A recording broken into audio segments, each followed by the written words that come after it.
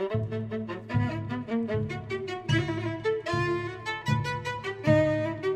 friends, welcome back to the Journal Feed. My name is Nick Zelt, and this is the only place to get spoon-fed the latest and greatest of emergency medicine.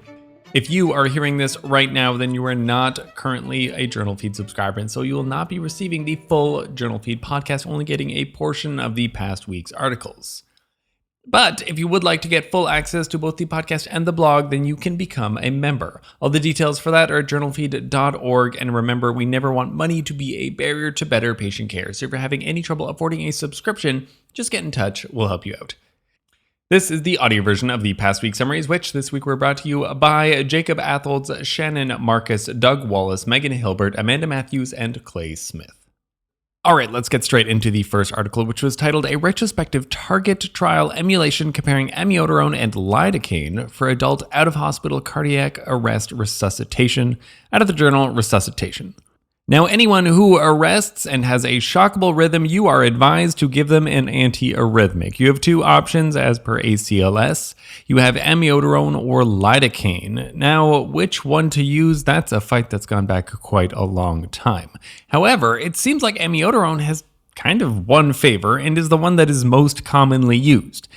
However, it's not been altogether clear in the literature that one of them is necessarily better than the other. For whatever reason, amiodarone is the one that's used most commonly. There is some data that supports the use of lidocaine. However, when done in randomized trials, there's not really a clear winner, and it seems to be amiodarone that we've picked. This trial was seeking to dig into that question yet again, and they looked at retrospective data on out-of-hospital cardiac arrests. They had a database of data which looked at these arrests and were comparing lidocaine against amiodarone for shockable arrests. They tried to exclude things that they thought might be potentially confounding, such as extremes of age, patients from nursing homes, and for some reason those that arrested in front of EMS. I'm not sure why that's terribly confounding, but they decided to get rid of it anyways. I don't know if that group would be too similar to in-hospital cardiac arrests, and so they thought it wasn't reflective of their population that they were trying to get at. I'm not really sure.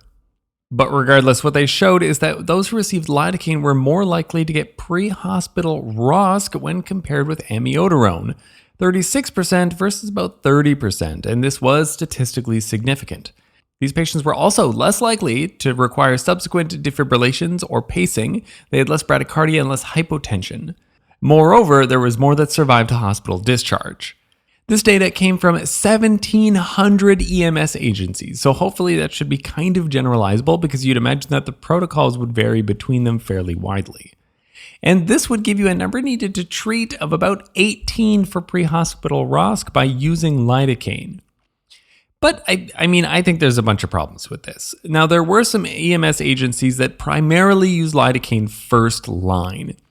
And so they tried to dig into whether or not there was just different protocol deviations or patterns of practice that would be practiced at those centers that use lidocaine first.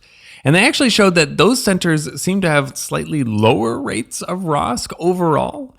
And so it's not that these EMS centers are just better for some reason. Actually, they might be a little bit worse, but for some reason they're giving lidocaine first, and the patients that get lidocaine first were doing better in this study. Again, we don't know why they were receiving lidocaine first, and so there might be something systematically different about these patients. If there was truly an effect size that was this different between these two groups, I would have expected to see it by now in the other data more clearly. And while this was a target trial emulation, that is only an emulation. And when we actually compare these two medications in a real trial, we don't get this big of a difference between them. So I'm going to go ahead and still trust the RCT data over anything like this, making doing this trial not that useful per se. So while this is an interesting study, which seems to favor lidocaine, it's certainly not going to displace amiodarone anytime soon. In a spoonful, this retrospective pre-hospital study showed that there was an association between lidocaine use and greater rates of ROSC for pre-hospital cardiac arrests. However, given the limitations, I don't think this is going to change the overall outlook between amiodarone and lidocaine. And then we have the second article titled Cannabis Use Disorder Emergency Department Visits and Hospitalizations and 5-Year Mortality out of the JAMA Network Open. Now, I think we all know that cannabis use has gone way, way up in recent years, or certainly open use of cannabis, and so we have better data on this kind of thing now. Which means that patients are presenting to the hospital with cannabis use disorder, kind of marijuana addiction, whatever you want to call it.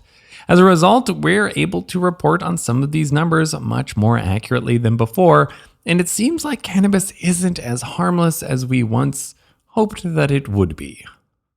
This retrospective cohort study did a matched analysis of over 500,000 individuals who went to the hospital for cannabis use disorder and compared them to the general population of over 11 million people from Ontario, Canada. After doing as much adjustments as they possibly could, the patients who had cannabis use disorder had significantly higher all-cause mortalities, an adjusted hazard ratio of 2.79, which is fairly significant. The age bracket of patients who were most affected were those aged 25 to 44 years old, who had a six-fold increase of death. Although you have to increase their risk of death by less relatively, because most 25 to 44-year-olds aren't at a huge risk of death. Largely, they're going to die due to suicide, trauma, or overdose. So if you're using a lot of drugs, then probably you're at higher risk for those things. The only real saving grace here was that those with cannabis use disorder have a lower risk of death than those with opioid, stimulant, or alcohol use disorders. So if you're going to pick a substance to have a disorder with, then cannabis seems to be the best one, although obviously it's not going to be completely harmless. Now, this was all just hospital-based numbers. So all the people who do not need to go to the hospital who are using cannabis, we don't know about them and we can't comment on them from this data. So there may be a fair number of people who use cannabis who don't necessarily have this increase in mortality. However, if your cannabis use disorder is bringing you to the hospital, then you are at a greater odds of death. That's something to keep in mind, something I might communicate to my patients as well.